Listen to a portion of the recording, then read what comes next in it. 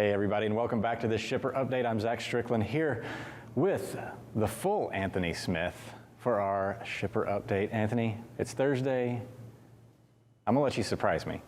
Zach, if you're looking for surprises, you came to the right spot because we have some big releases that we've been waiting for all week because this was a lighter week that was really loaded up on the back half with economic releases and updates for our shippers out here. So jumping into it, without further ado, we have durable goods orders here in the Sonar chart in this blue line, and in the orange line we have our van outbound volume index. And so when we're looking at the two, of course we've seen that downward movement, and the orange line showing that volumes have been going down. Right. So that doesn't make it too much of a surprise that when we look at the durable goods orders, that fell 2.2% throughout the month of February. So a lot of headlines are going to say, hey, this was a lot steeper than anticipated, because I think a lot of estimates had maybe a 0.5 to maybe a 1% downward movement. But as we've seen these volumes move down week after week after week, essentially, where do you think we know a lot of these are going to be coming from? A lot of it's going to be coming from these durable goods orders. And so this doesn't come as too much of a shock to me, but it is telling the show how far back it really did start, because those orders start to slow down. That also leads to those production orders, actually production starting to slow down as well, and those shipments also slowing down. So it's all this big cycle of orders, production, and shipment all starting to ease at the same time. Yeah, so I mean, obviously we're seeing truckload volumes decline. The orders are in that, but that's kind of downstream. A lot of that activity is. Are these orders more upstream oriented, or are they just kind of all over? They're going to be more upstream oriented, but when we're looking at durable goods, so these are going to be things that have a shelf life of 3 years or more. So we're looking at appliances, electronics, things like that. And you look at non-durable, it can lead into some chemicals, some materials, things like that. And it can also be clothing that has a shelf life of 3 years or less as well, and food and things like that. But when we're looking at durable goods, it's definitely going to lean a little bit more to those, heavy duty goods from time to time, or electronics and consumables, things like that.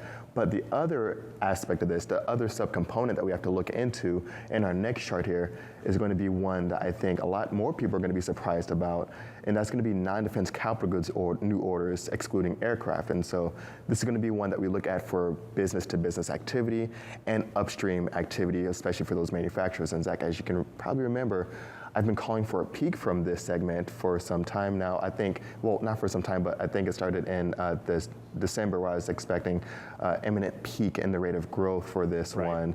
I think going into the first quarter, or from the first to the second quarter. And so, Zach, this is what I think we're starting to see here, is the early signs of a peak here, because we saw that there was a 0.3% decline for non-defense capital goods new orders. And so this is going to be one of those areas that we're watching closely, because like I said, it's really going to be a good measure of business-to-business activity. We take out defense spending because it's volatile.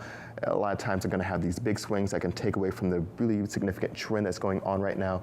We also take out aircraft because these are also other big orders that can take away from the other major significant underlying trends. When we get all those out, we can kind of see what's going to be happening for some of those heavy-duty orders that are going to be coming through, some of those capital good expenditures. A lot of that's going to lead into flatbed capacity also getting tighter as well.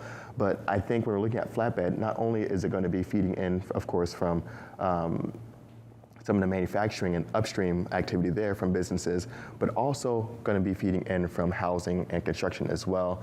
When we're looking at some of that pull forward there, because with that anticipation with interest rates increases, we can see that there's definitely been some pull forward. We can see that tightening in flatbed also likely reflected some of that as well. Right.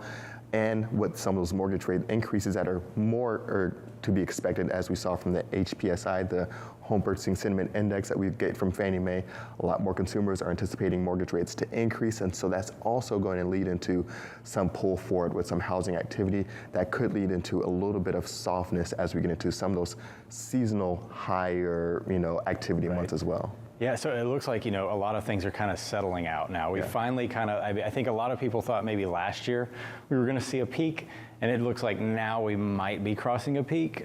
Maybe we're a little soon in the process to call it. I mean, a 0.2% decline in this isn't necessarily a trend overall, but was there some surprise in this decline?